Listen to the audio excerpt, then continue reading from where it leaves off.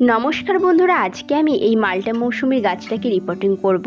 1 মাস মতন আগে আমি এই মাল্টা মৌসুমীর গাছটাকে নিয়ে এসেছিলাম বাজার থেকে। 1 মাস মতন হয়ে গেছে আমার বাগানের ওয়েদারের সঙ্গে এর সেট। তো তার জন্য আমি মাটি কিন্তু এখানে প্রস্তুত করে নিচ্ছি। এর সঙ্গে 1 ভাগ গার্ডেন সয়েল, 1 ভাগ বালি, 1 ভাগ কাউডাং কম্পোস্ট এবং মিক্সড অর্গানিক জৈব সার এবং সঙ্গে সাপ নিয়ে কিন্তু আমি সমস্ত মাটিটাকে এভাবে রেডি করে নিচ্ছি।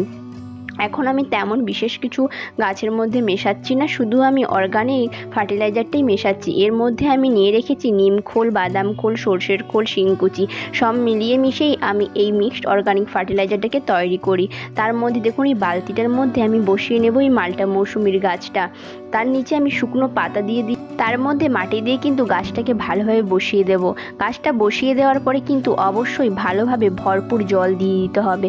আমি তো জল দিয়ে দিচ্ছি। আজকে তবে আসি, দেখা হচ্ছে নেক্সট ভিডিওতে। বা